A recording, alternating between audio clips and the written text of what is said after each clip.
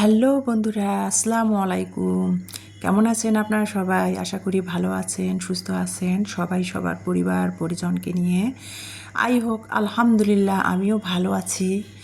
এই যে প্রতিদিনের মতো আমার ডেলি লাইফের নতুন আর একটি ভিডিও নিয়ে আপনাদের মাঝে হাজির হলাম। তো এটা ছিল গতকালকে রাতে। গতকালকে তো রোজ মঙ্গলবার ছিল। মঙ্গলবারের রাতের ভিডিও, রাত বাজে 11টা, 11:30 আনুমানিক। তো আমি মেয়েরা দুই মেয়ে রাতের খাওয়া দাওয়া শেষ করে পড়তে বসছে। আমি একটু সকালের নাস্তার জন্য মসুরের ডাল, এই যে রাতের 11:30 বাজে, আমি একটু মসুরের ডাল আর সিদ্ধ যে ভাতের চালটা সেটা ভিজিয়ে রাখলাম। মানে 1 পট 250 গ্রাম ভাতের চাল আর 100 গ্রাম মসুরের ডাল ভিজিয়ে রাখলাম। মানে এজন্যই রাতে ভিজিয়ে রাখলাম, সকালে নাস্তা বানাবো। এই যে আজকে রোজ বুধবার, তো সকালে নাস্তা বানানোর জন্য রাতে যে চালটা ভিজিয়ে রেখেছিলাম, মসুরের ডাল আর ভাতের যে চালটা, সেটা রাতে সারা রাত ভেজা ছিল। সেটা একটু ধুয়ে আমি এই যে পানি ঝরিয়ে ব্লেন্ড করে নেব। তো ব্লেন্ড নেওয়ার আগে আমি আর কি 10-12টা রসুনের কোয়া, 2টা দেশি পেঁয়াজ, 3-4টা কাঁচামরিচ, 1 গেরো আদা দিয়ে আমি তারপরে মসুরের ডাল আর চালটা যে ভেজা রাত পানি ঝরাই নিলাম, সেটা আর কি দিয়ে ব্লেন্ড করে নিচ্ছি। তো ব্লেন্ডার করব। আর দেখেন আজকের ওয়েদারটা দেখেন, মানে সারা রাত ঝিরঝির করে বৃষ্টি হয়েছে। আমাদের দিনাজপুরে তো সবসময় বলি মুষলধারায় যে বৃষ্টিটা হয় না, মানে ঝিরঝির করে কালকে থেকে বৃষ্টি হচ্ছিল। তো এই যে সেটাই আর কি সকালের ওয়েদারটা দেখালাম।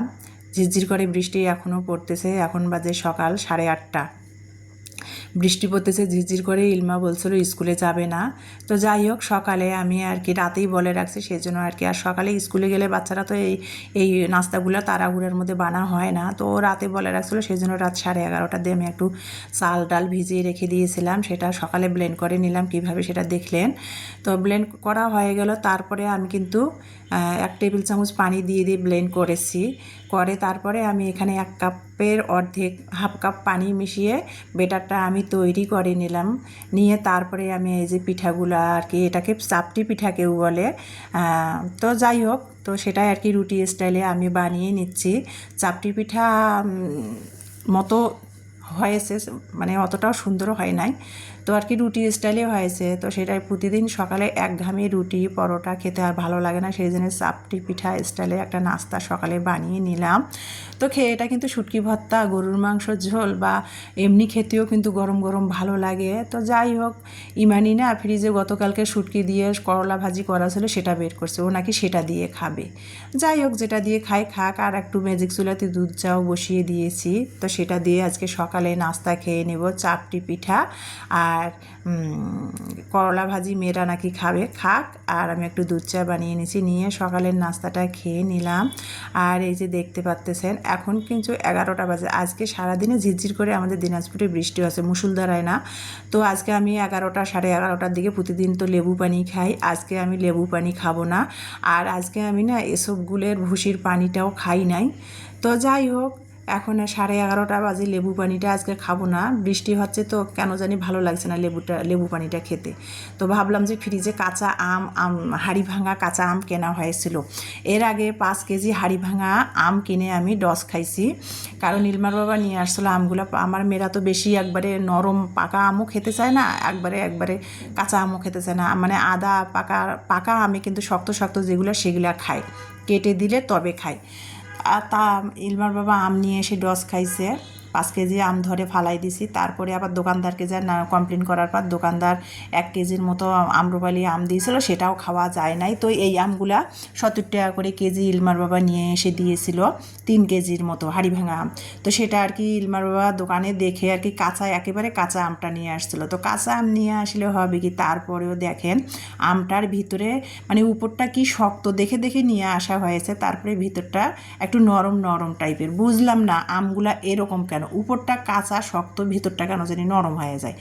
আমার মেয়ে তো বলছে আম্মু এগুলোতে ফরমালিন মিশিয়েছে। তো যাই হোক, বাটপাড়ি পৃথিবীটা ভরে গেছে। কাকে বিশ্বাস করবেন এখন বর্তমান? ডান হাত বাম হাতকে বিশ্বাস করতে হয় না, এমন অবস্থা। বিশ্বাসের বড়ই অভাব হয়ে গেছে এখন বর্তমান যুগে। তো এই যে আমটা আমি চিলি ফ্লেক্স, বিট লবণ, লবণ দিয়ে ফাল্টি ফাল্টি করে কেটে একটু মাখিয়ে 3 মা আমি খেয়ে নিলাম। নিয়ে তারপরে যে ঝিরঝির করে বৃষ্টি পড়তে এসে, বৃষ্টিটা মুষলধারায় হোক তারপরে তো ভালো লাগে, কিন্তু সারাদিন ঝিরঝির করে বৃষ্টি পড়তেছে। তো যাই হোক, রান্নাঘরে আমি ফ্রিজ থেকে বাটা মাছ ছিল আর কি, সেটা আর কি বের করে ভিজিয়ে দিলাম, আর সেটাই রান্নাঘরের জানালা দিয়ে ক্যামেরাবন্দি করে নিচ্ছিলাম বাইরের ওয়েদারটা। তো বাটা মাছ ভিজিয়ে দিলাম, 2 মেয়েকে জিজ্ঞাসা করলাম ঝিরঝির করে বৃষ্টি পড়তেছে কী খাবো, ওরা কি খাবে, তো ওরা বলতেছিল খিচুড়ি নাকি খাবে। তো যাই হোক, আমি রান্নাঘরে রান্নার বন্দোবস্ত করতেছি রান্না করার জন্য, আর এদিকে বাড়িওয়ালা ভাইরা আর কি দরজায় লক করে বাড়ির গাছের আর কি পেঁপে দিয়ে গেলো। ভাইয়েরা কালকে অনেকগুলো পুরান পেঁপে গাছ কেটে দিয়েছে আর কি, গাছগুলো অনেক ঘন হয়েছে তো কেটে দিয়েছে, তা সেই গাছের মধ্যে না অনেক পেঁপে ধরেছে। তো ভাইয়েরা অনেকগুলো 1 বস্তা পেঁপে গাছ থেকে পেরেছে, তো সেগুলোই আজকে আমাকে আর কি দিল আর কি। আর আমার ইলমা তো কাঁচা পেঁপে আর কি, মাঝে মধ্যে ওনাদের কাছে আমি চাই, বাজার থেকে যখন পেঁপে থাকে না আনা, ইলমা না কাঁচা পেঁপে খায় ভর্তা বানিয়ে। তো সেটাই আর কি আজকে অনেকগুলো আর কি, আমি চাই নাই, অনেকগুলো আর কি পেঁপে দিয়ে গেল। তো যাই হোক, পেঁপেগুলো আমি রেখে দিলাম, আর সেখান থেকে একটা ছোট পেঁপে আর 2টা আলু কুচি করে নিলাম। মানে আতপ চাল আর কি, যেটাকে আলা চাল বলে, পিঠা খাই যে চালটা, সেই চালটা নিয়েছি আমি 500 গ্রাম পরিমাণ, ফুল 500 গ্রাম না, 500 গ্রাম পরিমাণ। ডাল নিয়েছি মসুরের ডাল আমি 200 গ্রাম পরিমাণ নিয়ে আর কি আমি এখন আর কি মানে খিচুড়ি রান্না করব। তো আলু কুচি, পেঁপে কুচি, তারপরে এখানে পেঁয়াজ কুচি, তা আদা বাটা, রসুন বাটা, আর কাঁচামরিচ তো নাই, বাটা কাঁচামরিচ। বৃষ্টি হচ্ছে, বাজারেও যেতে পারছি না, কালকে থেকে বাজারে যেতে চাচ্ছি, বাজারের লিস্ট করছি অথচ যাইতে পারতেছি না। কাঁচামরিচ শেষ হয়ে গেছে, যে কয়টা ছিল সকালে চাপটি পিঠা বানাইলাম শেষ হয়ে গেল। তো ফ্রিজে বাটা মরিচ ছিল, কাঁচামরিচ বাটা ছিল, সেটা দিয়ে দিলাম। আস্ত গরম মশলা দিলাম, গরম মশলার ফাঁকি দিলাম, মানে গরম মশলার গুঁড়া দিলাম, দিয়ে সরিষার তেল দিয়ে হাতের সাহায্যে সব কিছু একেবারে মেখে চেখে পরিমাণ মতো পানি দিয়ে এখন চুলার মধ্যে বসিয়ে দিচ্ছি খিচুড়িটা। আর ভাবলাম যে একটু নরম নরম, আতপ চালের খিচুড়ি এমনিতেই নরম নরম হয়, খেতে ভালো লাগে, ভাবলাম একটু নরম নরম করে রান্না করব। আর ফ্রিজে সেরকম কোনো সবজিও নাই, গাজর বা পটল, বরবটি এগুলো নাই, সেজন্য দিলাম না। আলু ছিল, আর বাড়িওয়ালা ভাইরা যে পেঁপে দিল সেটা আর কি একটা ছোটো পেঁপে কুচিয়ে দিলাম, দিয়ে মেখে চেখে সব মশলা দিয়ে খিচুড়িটার পরিমাণ মতো তো পানি দিয়ে বসিয়ে দিলাম ঢাকনা দিয়ে চুলায়, সেটা তো দেখতে পেলেন। এখন আমি ওই যে ফ্রিজ থেকে বাটা মাছ বের করে ভিজিয়ে রেখেছিলাম, বরফ ছেড়ে গেছে, লবণ মেখে বাটা মাছটা ধুয়ে নিলাম। তারপরে আবার লবণ, হলুদ, মরিচের গুঁড়া দিয়ে, আর 1 চিমটি জিরা ধনিয়ার গুঁড়া দিয়ে বাটা মাছটা, আর 1 চিমটির কম মানে 2-3টা সিটার মতো আর কি টেস্টিং সল্ট দিয়েছি। মাছ ভাজাতে টেস্টিং সল্ট দিলে না ভালো লাগে খেতে, তো আমি সবসময় দিই না, মাঝে মধ্যে মন চাইলে দেই। দিয়ে মাছটা ভালো করে মেখে তারপরে অপর পাশে আর কি ফ্রাই প্যান বসিয়ে দিয়ে তেল দিয়ে মাছটা আমি ভেজে নিচ্ছিলাম। আমরা যেহেতু মানুষ 3 জন, 3টা মাছে বের করে ফ্রিজ থেকে ভিজিয়ে দিলাম। আর মাছ ভাজি না ঠান্ডা হলে খেতে ভালো লাগে না, গরম গরম খাবো। আর আমি খিচুড়িটা শুধু দুপুরের জন্যই রান্না করছি, রাতে কিন্তু আমি ভাত রান্না করব। খিচুড়িটা কেন জানি আমার পছন্দ না, মেয়েদের জন্যে করলাম, দুপুরে খাবো, যা থাকে মেয়েরা রাতে খাবে, ডিম ভেজে দিব। আর দুপুরের জন্য এখন বাটা মাছ ভাজি করে নিলাম, কেউ বলে বাটা মাছ, কেউ বলে খড়কি মাছ, তো যাই হোক ভাজি করে নিলাম। আর খিচুড়ি আর কি, তো খিচুড়িটা নামিয়ে তারপরে আমি মেয়েরা ইলমা গোসল করতেছে ভিতরের ওয়াশরুমে আর কি। ইমানি গোসল করে নামাজ পড়া অলরেডি শেষও হয়ে গেছে, ইলমাও গোসল করে নিল। তো আমার রান্না শেষ হলো, আর রান্না খিচুড়ি আর আমরি কিছু না। তো ভাবলাম যে আজকে সামনের রুমে টিচার আসে যে পড়াইতে, সেই রুমে আর কি ইলমার বাবা আসলে সামনের রুমের ওয়াশরুমটা ব্যবহার করে, আমরা এই ওয়াশরুমে কেউই যাই না। তো ইলমার বাবা আসলে শুধু ব্যবহার করে, গেস্ট আসলে ব্যবহার করার জন্য। তো ইলমার বাবা আসছে ব্যবহার করছে, তো ভাবলাম যে একটু ক্লিন করে রেখে দেই ওয়াশরুমটা। তো ক্লিন করে রেখে তারপরে গোসল করব। তো এই যে ওয়াশরুমটা সামনের ক্লিন করতেছিলাম, তো হারপিক হুইল ডিটারজেন্ট দিয়ে ক্লিন করেছি, সেটা তো আর দেখতে খারাপ দেখা যায়, সেটা আর দেখায় নাই। পানি দিয়ে বাকিটা আর কি অবশিষ্ট আর কি ধুয়ে পরিষ্কার করতেছি, সেটাই আপনাদের সাথে শেয়ার করলাম। আর কি আগে আমি হারপিক আর হুইল ডিটারজেন্ট দিয়ে আর কি ওয়াশরুমটা পুরো পরিষ্কার করে নিয়েছি, তারপরে পানি দিয়ে পুরো ওয়াশ করে নিচ্ছি। আর সেটাই আর কি আমার প্রিয় আপু ভাইদের সাথে আমার ডেলি লাইফের ভিডিও শেয়ার করতেছি। আর কি করব বলেন, আমি যা সারাদিনে করি সেটাই তো আপনাদের সাথে শেয়ার করব, তাই না? আমি যেহেতু একজন সাধারণ মধ্যবিত্ত ঘরের হাউস ওয়াইফ, আমি আর কি করব, আমি যেটা করি আমার ভালো লাগাগুলো সেটাই আর কি আপনাদের সাথে শেয়ার করার চেষ্টা করি।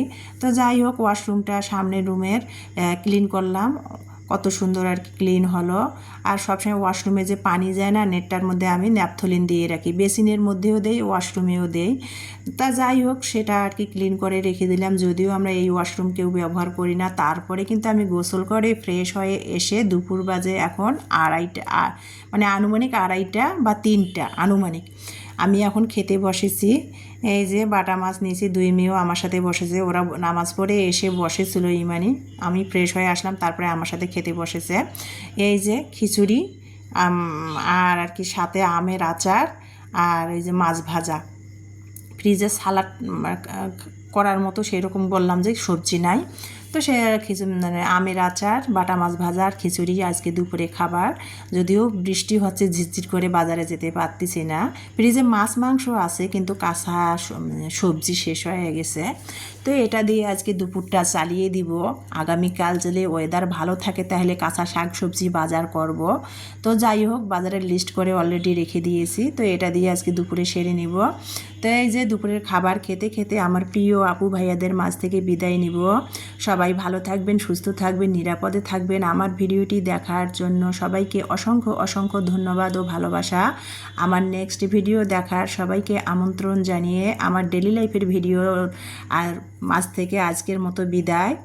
আবারও সবার সুস্বাস্থ্য কামনা রেখে আমি ইতি টানলাম। আল্লাহ হাফেজ।